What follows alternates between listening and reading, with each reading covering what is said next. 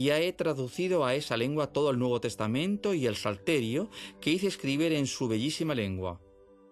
Los tengo conmigo, los leo y comento en privado y en público casi como testimonio de la ley de Cristo. En 1307 el Papa Clemente V nombra a Fray Giovanni de Montecorvino arzobispo de Pekín y patriarca del Oriente.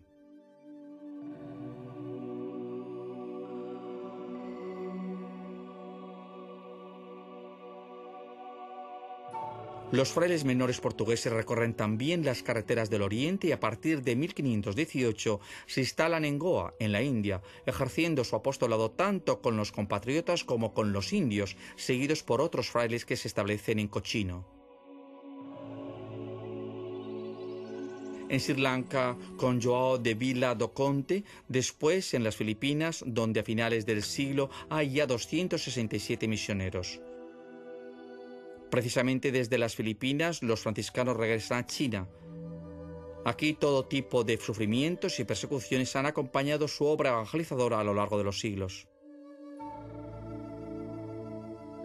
En particular, el periodo que va desde finales del 1800 al 1950 se caracteriza en China por el holocausto de numerosos católicos, laicos, obispos, sacerdotes, religiosos y religiosas. En el 1900, la insurrección de los Boxers provocó millares de víctimas entre los católicos. Sin embargo, a pesar del ambiente de extrema hostilidad y persecución, los frailes no dejan de testimoniar una valerosa presencia.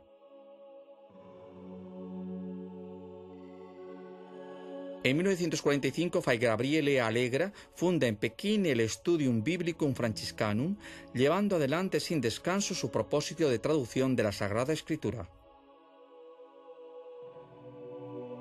En 1949, con la Constitución de la República Popular China, se decreta la expulsión de todos los misioneros extranjeros. Sacerdotes y frailes chinos son encarcelados y enviados a campos de reeducación. De muchos de ellos no se volverá a saber nada. En Japón se lleva a cabo durante más de 20 años, entre el 1614 y el 1635, una gran persecución de los cristianos que cuenta 500 mártires, entre ellos 45 franciscanos. Los mártires de Nagasaki.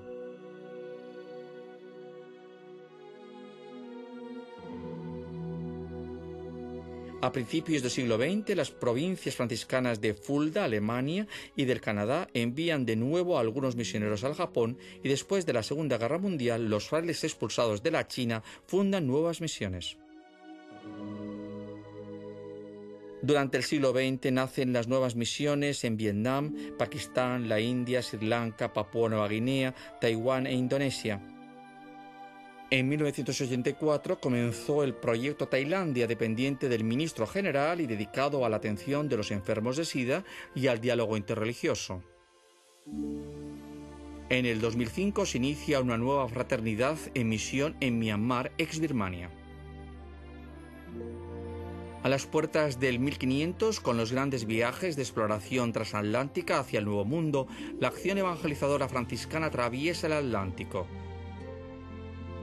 Los frailes que siguieron a Cristóbal Colón habían llegado ya a Santo Domingo, continúan desde aquí hacia Centroamérica, Venezuela, México y Perú, hacia el área cultural maya y azteca, inca y aymara. Los frailes viven y practican una fraternidad simple y auténtica que los indígenas sienten cercana. Hablan el lenguaje de la Biblia inmediatamente comprensible en cualquier sociedad y en cualquier tiempo. En pocos años aprenden los idiomas del lugar, fundan escuelas, favorecen el desarrollo de la agricultura, enseñando nuevas técnicas para trabajar la tierra, introducen el cristianismo en las tradiciones y en el arte popular, con fiestas, ceremonias y cultos que, aunque en una forma transfigurada, las poblaciones autóctonas aceptan y hacen suyos.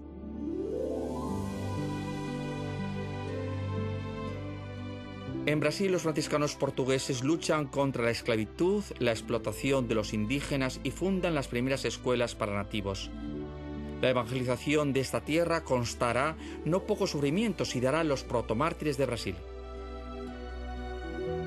En Paraguay, Fray Luigi Bolanos redacta la primera gramática, el primer diccionario, el primer libro de oraciones en lengua guaraní. Además, crea y ordena las unidades administrativas en que viven los indios errantes que las autoridades españolas quieren convertir en estacionarios. Se llamarán doctrinas o reducciones y dependerán civilmente del gobernador y religiosamente del obispo.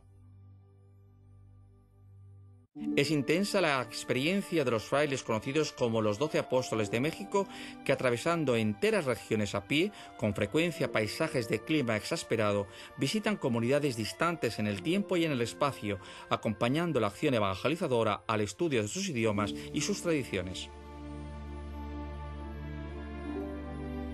De igual forma, Francisco Solano recorre a finales del siglo XVI casi toda Sudamérica con su prodigiosa obra de socorro material y espiritual.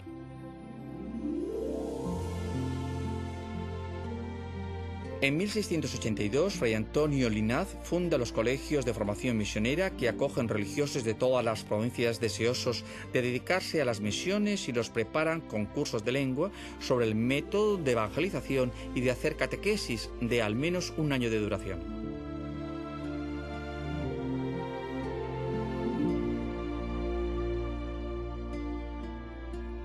En América del Norte, los franciscanos de Aquisgrana, llamados al Canadá a inicios del 1600, tienen su primer mártir en Fray Nicola Viel. Más tarde, Fray Luigi Genepin acompaña como cronista la expedición francesa La Salle entre 1678 y 1679. Será el primer religioso que predicó el Evangelio a los Pieles Rojas y el primer europeo que vio y describió las cataratas del Niágara y señaló el descubrimiento del curso superior del Mississippi.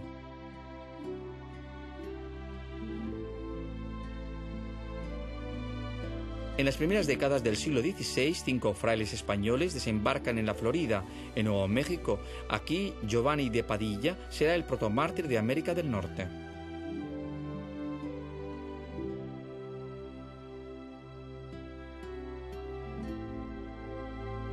Fray Antonio Margil de Jesús, considerado el más grande evangelizador de Texas, es también el apóstol por antonomasia de la América Central.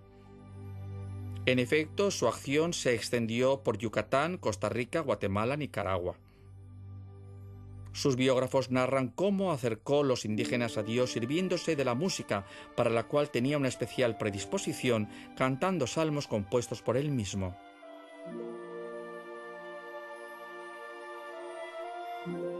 Entre México y California tuvo lugar la evangelización de Fray Junípero Serra, que en la segunda mitad del siglo XVIII funda diversas estructuras que, de avanzadas de la fe católica, se convierten en las más grandes ciudades del estado, entre ellas San Francisco, Los Ángeles y San Diego.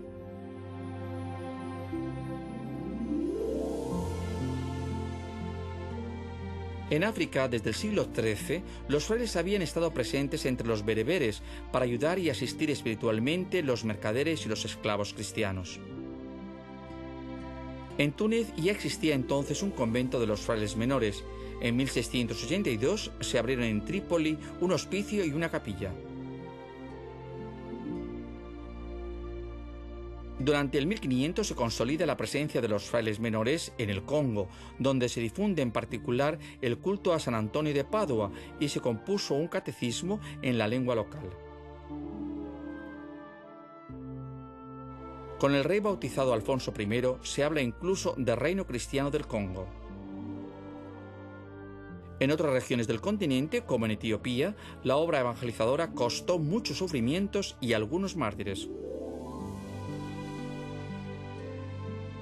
A lo largo de los siglos, frailes franceses, ingleses, alemanes y belgas siguieron las rutas de sus compatriotas y están presentes allí donde sus gobiernos tienen una colonia. Con el fin de la época colonial, los frailes menores privilegian la región subsahariana, empeñándose a partir de 1982 en el proyecto África para difundir el carisma de Francisco en el continente.